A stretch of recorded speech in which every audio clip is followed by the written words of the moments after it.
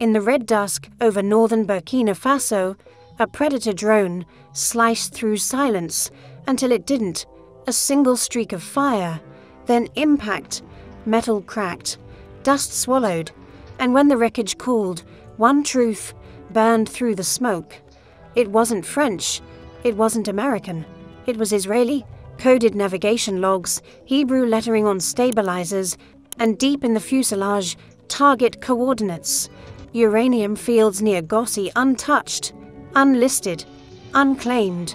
For decades, they told Africa it was poor. Then they found uranium, and suddenly, Africa became strategic. But the real question was never about minerals. It was about who gets to control the silence before the mine explodes.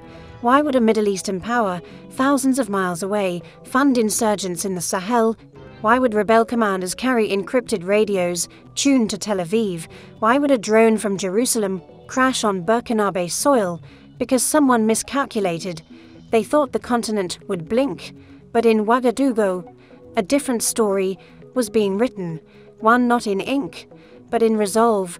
What you're about to witness is not about drones, not uranium. It's about a continent drawing a red line, and a president daring Tel Aviv to cross it. It began, not with an explosion, but with a download. Encrypted telemetry pulled from the wrecked Israeli drone was passed line by Burkina Faso's elite cyber unit. They had no illusions about what they were looking for. They were searching for a crime disguised as surveillance. And they found it. The drone's path had not followed rebel movements or terror cells. It traced a perfect arc over the Gossi uranium basin, a site previously sealed by AES directives, a site that was never listed on any international registry, and yet they knew each waypoint corresponded to known mineral shafts. Even more disturbing, the drone had been scanning with radiological sensors calibrated for uranium density. This wasn't intelligence gathering, this was pre-operational mapping. Captain Ibrahim Traoré stared at the screen as the coordinates painted a digital map of violation. He had seen this kind of cartography before, in Libya, in Congo, in Iraq. It always began the same. Data, denial, destabilization, and always ended the same. The mine changes hands, the people stay buried. But Traoré was not here to watch another flag raised over African ground. Summon the Brotherhood, he said quietly. It's time. Within hours, encrypted channels buzzed across the Sahel, private jets moved in darkness, border crossings cleared without questions. In under 24 hours, 3 figures entered Ouagadougou without ceremony. Colonel Assimi Goïta of Mali, veteran of quiet wars and colder betrayals. General Abdurrahmane Chiani of Niger, unblinking in the face of foreign threats. Colonel Mamadi Doumbouya of Guinea, fire-eyed, firm-voiced, a lion in human form. They met Traoré not in opulence, but in a concrete war room beneath the capital, shielded, silent, steel. Laid before them were maps, schematics, satellite intercepts, and one simple question from Traoré: if Tel Aviv moves on uranium in Gossi, what will Washington ask for in Niger? What will Paris demand in Mali? Where does this end, if not here? No one answered. They didn't need to. Goïta leaned in first. We end it now. We don't wait for a bigger lie. They would not fight with tanks, not yet. Instead, they would fight with what their enemies feared more: clarity. The plan was set: expose the truth, not just to Africa, but to the entire world. And to do that, they needed a battlefield, not of sand or steel, but of microphones. The city of Bamako had seen summits before, IMF missions, peacekeeping reviews, EU-led development forums, but what unfolded in the Grand Hall of Sovereignty was something no Western institution had ever imagined: a security summit without Europe, a resource summit without the World Bank, an African strategy conference run by Africans for Africa. No handlers, no interpreters, no intermediaries. 17 nations gathered, but the podium remained silent until Captain Ibrahim Traoré rose. No title cards, no applause, just a plain folder in his hand, marked with a single line: Gossi. Coordinate leak. His first words struck like stone. This is not about one drone. This is about a design to redraw our map without our consent. He held up images, intercepted drone flight paths, annotated with uranium deposits, data logs showing encrypted transmissions to Herzliya, Israel's military intelligence hub, a decoded operation name, Nahavayim Protocol, Hebrew for two rivers, a biblical reference, and a veiled strategy. Then came the footage, grainy, undeniable. Israeli security advisors training rebel fighters in the Sahel, audio captured, Hebrew commands over radios, GPS units preloaded with Gossi coordinates. The room held its breath. This, how we continue, was not just surveillance. This was a prelude to partition. A Palestinian delegate to fist over heart. An Algerian general whispered, "This is their Libya playbook," but the wrong continent. The room shifted from silence to fire. Next came the resource map, not the one printed in textbooks, but the real one. Pipelines, minervines, trade choke points, and every Western military base, within 50 kilometers of them. When we talk sovereignty, Traoré said, they call us unstable. When we talk uranium, they call us dangerous. But when they draw extraction zones, no one calls that a threat. He turned to the cameras streaming live to audiences across the continent. If a drone from Tel Aviv can fly over Gossi without invitation, then tomorrow one can fly over Niamey and then over Kinshasa. Where does it stop? That question didn't hang. It landed because for the first time, millions watching from radios, screens, and village courtyards saw the blueprint of exploitation exposed in real time. No aid packages, no lectures, just truth loud, unfiltered, unashamed. And in that moment, the African response became clear. They would not be pawns. Not for gold, not for oil, and not for uranium. Within 48 hours, Bamako became the beating heart of a new doctrine not spoken, but shown. IASA media units, trained in digital warfare, launched a coordinated media blitz across YouTube, WhatsApp, and Telegram. Hashtags surged. Uranium is ours. Africa under surveillance. Jerusalem spit. Even street artists joined the front. In Conakry and Niamey, murals appeared overnight. Traoré, standing between two drones, eyes raised to the sky. Beneath the words, "We see you now." Meanwhile, the evidence package, everything from telemetry logs to contract drafts, was submitted to the African Union and the United Nations. And then, the unexpected: Iran, South Africa, Brazil, and Indonesia jointly called for an emergency UN inquiry into foreign interference in Sahel resource zones. Western diplomats scrambled. Israel's representative dismissed the summit as political theater orchestrated by regimes with something to hide. But it was too late. The world had seen the documents. One clause in particular drew outrage: a draft agreement between a Tel Aviv-based holding company and a proxy mining group offering technical security services and strategic extraction support in Gossi, hidden beneath legalizer, a 45-year uranium access guarantee in exchange for regional stabilization operations. Translation: fund the chaos, get the contract. The Israeli Foreign Ministry denied involvement.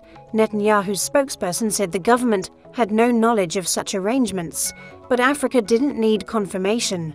They'd seen it before. They armed warlords in Congo, said a Rwandan journalist on a live stream. Now they're just doing it with cleaner logos. In Ouagadougou, Traoré called a midnight press conference.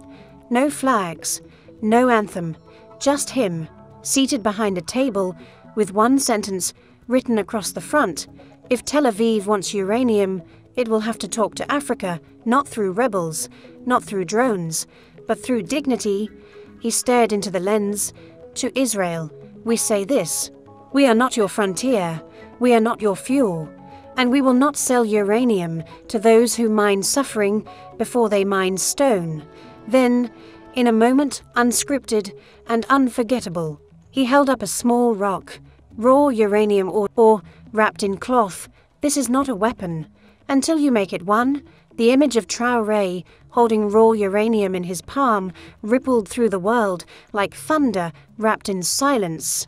In Washington, State Department officials privately acknowledged that the drone operation had complicated strategic optics. Publicly, they denied involvement. But cables leaked to The Intercept revealed more. A joint resource corridor monitoring initiative between U.S. contractors and Israeli private security firms, flagged months earlier by analysts as too aggressive. In Paris, the silence was louder. French media, once dominant in Francophone Africa, struggled to regain narrative control. They aired segments warning of radicalization within the AES alliance, but younger viewers weren't listening. They were reposting Traoré's speech, uncut, untranslated, and unflinching. Meanwhile, Netanyahu's inner circle fractured. A leaked memo from the Knesset Foreign Affairs Committee questioned the wisdom of strategic mineral targeting in an era of rising African sovereignty. In quiet corners of Israeli media, editorials began to appear. Have we underestimated Africa's political evolution? And still, the summit moved forward. In Bamako, Traoré and his counterparts unveiled the Pan-African Resource Protection Charter, a sweeping agreement to redefine how minerals were identified, protected, and commercialized. Any foreign drone activity over resource zones would be treated as hostile reconnaissance. All mining contracts must include community equity shares, no exceptions. No resource deal can be finalized without approval from a joint AES audit committee. It was bold, it was disruptive, and it was contagious. Within a week, Tanzania, DR Congo, and Algeria expressed interest in joining the framework. Even distant partners like Venezuela and Malaysia offered support for a new South-South resource pact. In Jerusalem, the pressure mounted. Netanyahu called a closed-door briefing with Mossad and military intelligence. The recommendation: activate back channels, Comtan, Traoré's influence, undermine AES unity before it calcifies into a permanent bloc. But on the streets of Africa, the people had already decided. From Accra to Johannesburg, one slogan surged. Above all others, he said, "No for all of us." The continent wasn't just watching, it was rising. And Jerusalem's last bet, it had awakened a force it could neither predict nor contain. They expected retaliation. What they got was legislation. Just 72 hours after the summit closed, the Burkina Faso National Assembly passed a historic measure, the Uranium Sovereignty Law. Its language was fierce. No foreign entity may own, lease, or operate uranium sites without 51% local equity.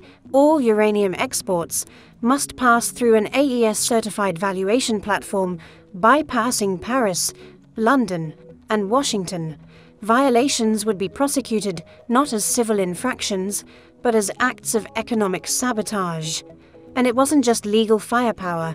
AES launched a full-spectrum media campaign, a narrative strike designed not to sway the West, but to solidify Africa's voice against it. Videos of Traoré's uranium speech were translated into Swahili, Hausa, Arabic, Zulu, and even Mandarin. They played in town halls, classrooms, bus stops. One clip, the moment Traoré held the uranium rock, became an anthem. In Lagos, a rapper looped the line, "It's not a weapon until you make it one," over a beat made from drone crash sounds. On the cultural front, AES-funded platforms like Sovereign TV and Sahel Voices grew by the millions in followers. African youth finally saw themselves not as victims of resource wars, but as authors of a new political grammar. The West responded the only way it knew how: pressure. In Brussels, EU leaders discussed targeted sanctions. In Washington, think tanks called for a strategic decoupling from AES-aligned infrastructure. In Tel Aviv, the term proxy containment was whispered in intelligence briefings, and yet none of it stuck, because Africa had done something far more dangerous than provoke. It had unified behind closed doors, AES members finalized an agreement that stunned analysts: a continental no-fly zone over all uranium corridors, enforced by radar tech, purchased from Iran and China, managed by African-trained defense units. Meanwhile, the Pan-African Geological Authority was announced a scientific body tasked with mapping Africa's resources independently, without the oversight of Western corporations or consultants. This wasn't retaliation, it was reconstruction. One AES commander put it best during a live interview: "We're not closing the door on the world, we're closing the back door." And behind that door, for the first time in living memory, sat a continent no longer asking but choosing. Across the Mediterranean, in rooms where maps replaced morals, a single question echoed: "Can Traoré be stopped?" Inside a Tel Aviv bunker, Netanyahu received the answer he didn't want, but had paid for. An agent, known only by a code name, Aaron had embedded himself inside a rebel unit operating near the tri-border. Their mission, funded quietly through regional intermediaries, was simple: disrupt AES supply convoys, sabotage mineral transit routes, create the illusion of local unrest. But Aaron had flipped. In a clandestine AES-secured facility, he gave an explosive testimony, recorded, translated, and prepared for public release. We were told it was counter-terrorism, but when I saw the maps, the only targets were uranium roads, and when I asked why we were ignoring civilian infrastructure, my handler said, "Let them starve. That makes the deal cleaner." Howan, the video dropped like a thunderclap, posted to Sovereign TV. It amassed 10 million views in 2 days. Then, it crossed the firewall. Al Jazeera ran it, Brazil's O Globo cited it. Even The Guardian in London asked, was Israel's drone program part of a mineral extraction play? Netanyahu denied it all again. At this time, even domestic allies wavered. Knesset opposition leaders demanded hearings. The Israeli public, tired of silent wars and shadow deals, asked questions no spin could answer. And as Tel Aviv turned inward, Africa moved forward. Traoré travelled to Johannesburg not to plead, but to propose. At the headquarters of the Pan-African Bank of Minerals, he announced the launch of the world's first Africa-based uranium stock exchange, fully independent of the London Metals Exchange. Using a digital trade system backed by the Nigerian e-Naira and the Kenyan CBDC, the financial world gasped. Wall Street traders mocked it at first, until Namibia joined, then Tanzania, then Zimbabwe, offering lithium futures in the same system. A new trade bloc was forming, not through ideology, but through shared survival. And at its center, the man Tel Aviv tried to erase was writing economic history in real time. One African economist summed it up on air: "They tried to destabilize our minds. Instead, we mined their strategy and buried it under truth." Under the golden sun of Ouagadougou, they gathered miners with calloused hands, students in worn uniforms, elders wrapped in cloth, marked with the patterns of memory. No banners, no stagecraft, just one flag and one voice.